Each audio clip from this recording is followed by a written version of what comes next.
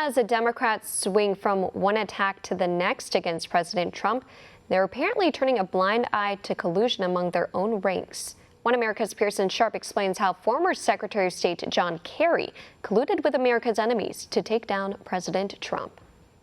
Democrats have never been shy about their own double standards, but the lack of outrage over former Secretary of State John Kerry's secret meetings with Iran takes the hypocrisy to a new low.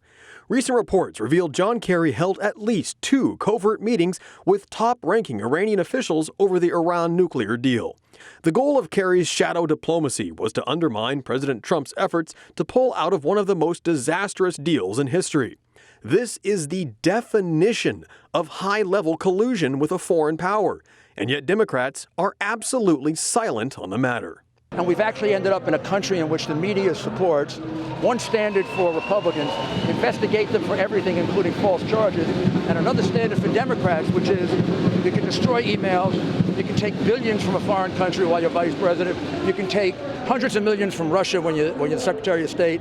It doesn't matter if you're a Democrat, you can break any law you want, you're going to be protected by the media. President Trump, among others, has suggested that Kerry may have even violated the Logan Act, which forbids private citizens from meeting with a foreign nation to influence the U.S. government, which is exactly what John Kerry did.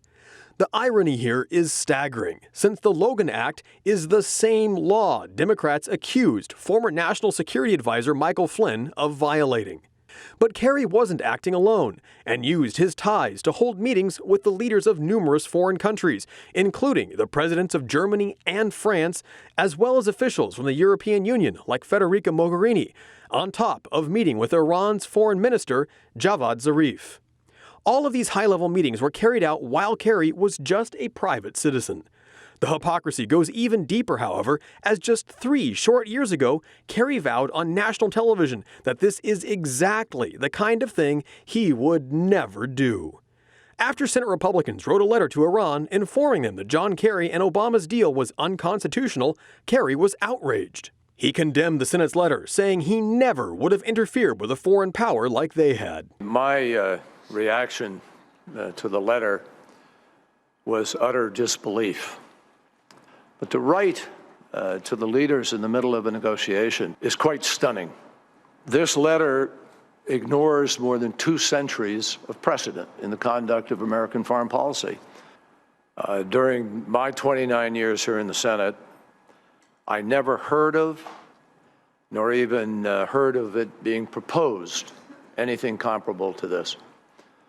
If I had, I can guarantee you, no matter what the issue and no matter who was president, I would have certainly rejected it.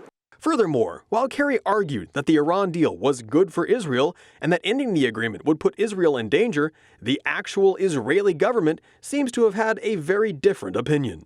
The conclusion is simple. It's been said before by many leaders, and I'll say it again now.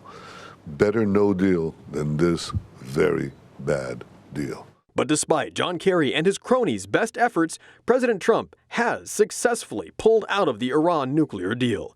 While Kerry and Obama were concerned about placating brutal Islamic dictatorships that have sworn to destroy America, President Trump was busy putting the American people first.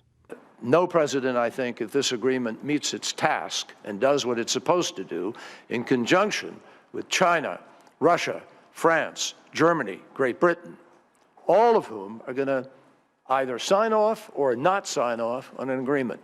I'd like to see the next president, if all of those countries have said this is good and it's working, turn around and just nullify it on behalf of the United States. That's not going to happen. I am announcing today that the United States will withdraw from the Iran nuclear deal. Pearson Sharp, One America News. Want to see more videos like this? Click on the link below and subscribe to One America News on YouTube, and call your cable provider and kindly demand that One America News is added to your lineup. Call and subscribe today.